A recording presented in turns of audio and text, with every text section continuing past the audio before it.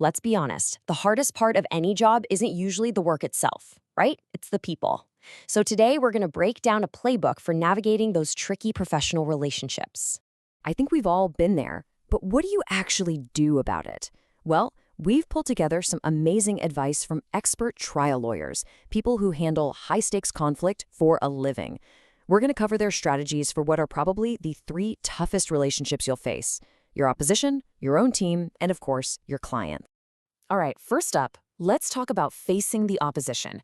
You know the type, those counterparts who just seem to love being aggressive and making everything a battle. Yeah, let's not beat around the bush here. Veteran trial lawyer Barbara Lagate calls this stuff exactly what it is: bullying. It's especially common when you've got a junior person going up against a senior opponent who's trying to throw their weight around. So how do you handle that without getting dragged into a messy fight? Well, the secret is you don't fight back, not in the way they expect anyway. Instead, you use something we're calling the polite defense. First, your absolute best weapon is just knowing your stuff inside and out. Preparation is everything. Second, you stay relentlessly, unshakably polite. It's so disarming.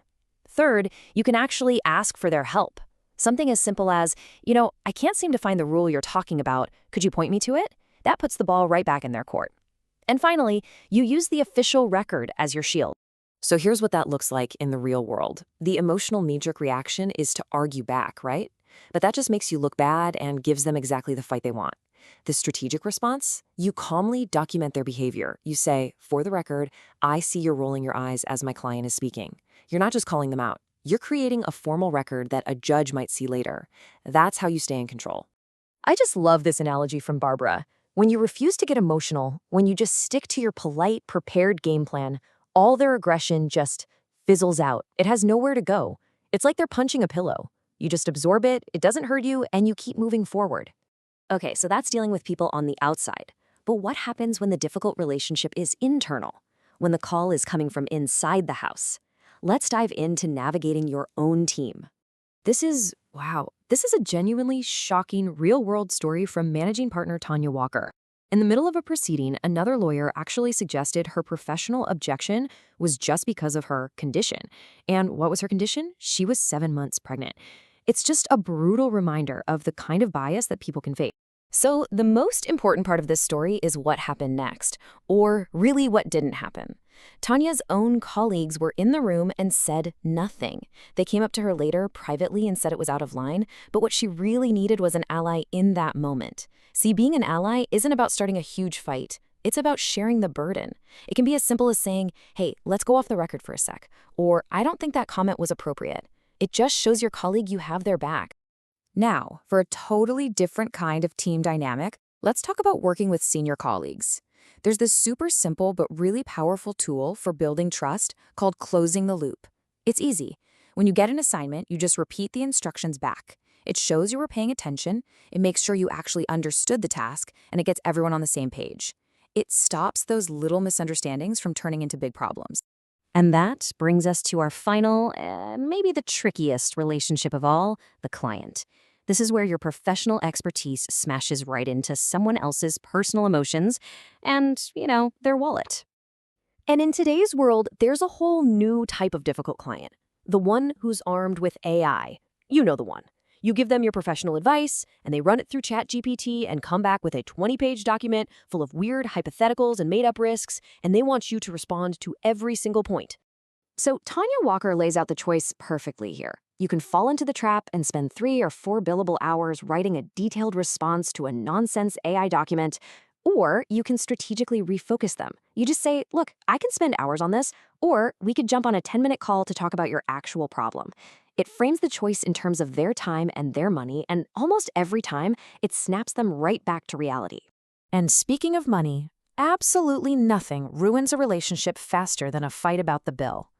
The secret here is all about proactive communication. Right at the start, you have to talk about the 3 questions every client has on their mind.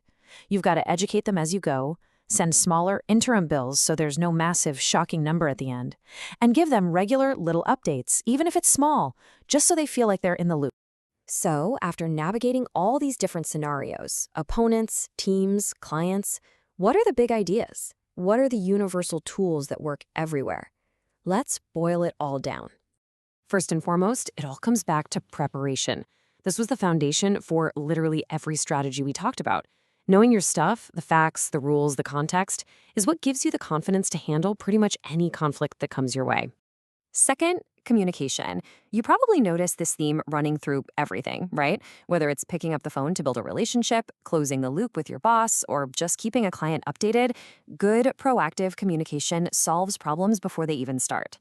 Number 3 is politeness. And this is so important. This isn't about being weak or a pushover. Think of it as a strategic tool. It completely disarms aggressive people, it keeps you in control of the situation, and it means you always have the high ground. And finally, we've got what might just be the most powerful tool in the whole kit: empathy. It's so easy to forget that behind every professional title, there's just a human being. And everyone has something going on in their life that we know absolutely nothing about. I mean, this story says it all. Tanya Walker was in the middle of this really tough cross-examination with an opponent who was being incredibly difficult. But instead of fighting fire with fire, she pulled her aside during a break and just asked a simple human question: "Is everything okay?" And the other lawyer just broke down and revealed she was going through a major personal crisis. That one moment of empathy completely changed everything. So that kind of leaves us with a final question for you to think about. The next time you're in a tough spot at work, when you feel that punch coming your way, is your first instinct going to be to raise your fists and punch back? Or will you remember the strategic power of offering a pillow, of absorbing the blow, staying in control, and just moving forward?